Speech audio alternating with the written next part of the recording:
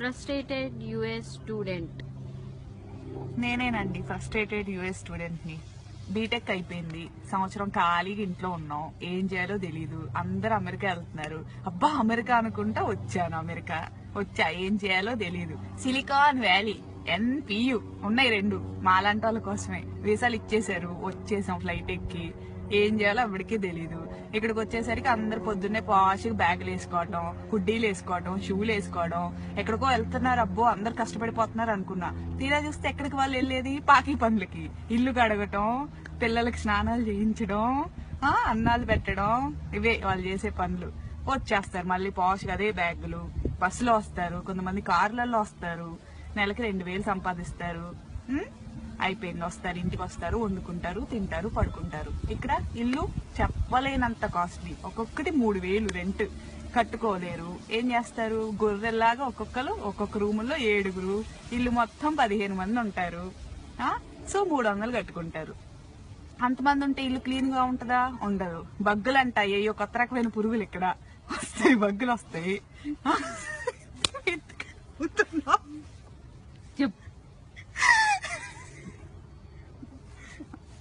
బగ్గులు అంట, ఏయో ఎంత పురుగులు అవి కొడతాయి. కొడితే డాట్లు ఉంటాయి అనమాట.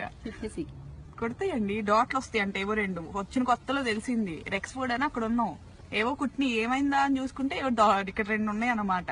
చూస్తే ఏంటంటే బక్స్ అన్నారు. బక్స్ ఏంటా అని గూగుల్ చేసా, మనకు తెలియదు కదా. చూస్తే కనపడ్డాయి, ఏదో ఎంత పురుగు ఎంత ఉంది.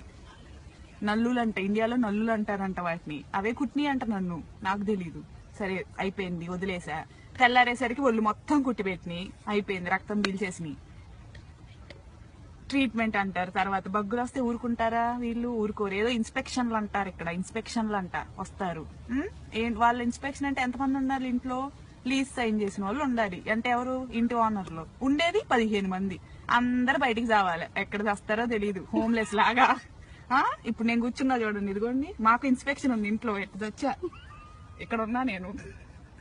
దాహం వేస్తుంది, మంచినీళ్ళు ఉండవు, ఆకలి వేస్తుంది, తిండుండదు, కార్డులు ఉండవు, అన్ని రూమ్ లో ఉంటాయి. రూమ్ లో పెట్టి వాళ్ళు లాక్ వేసుకొని వెళ్ళిపోయాడు. ఇదిగో ఇప్పుడు ఇక్కడ కూర్చొని ఎండలో చలికి వణుకుతున్నా, హుడ్డీ లేదు, మర్చిపోయి వచ్చా. వణుకుతూ కూర్చున్నా, ఇక్కడ ఎండలో కూర్చున్నా. అందుకనే కొంచెం లైటింగ్ వస్తుందని. ఎవరన్నా వాటర్ ఇస్తారా అని ఎదురు చూస్తున్నా, దిక్కులు చూస్తున్నా. తెలుగు వాళ్ళు ఎవరన్నా కనపడతారేమో, వాటర్ ఇస్తారేమో, ఇస్తారేమో అని చూస్తున్నా. ఎవడ కనిపించట్లా, అందరు ఇళ్లలో రూమ్ లో లాక్లు వేసుకొని కూర్చున్నారు. సాయంత్రం దాకా ఇక్కడే చావాలండి, 4:30 దాకా.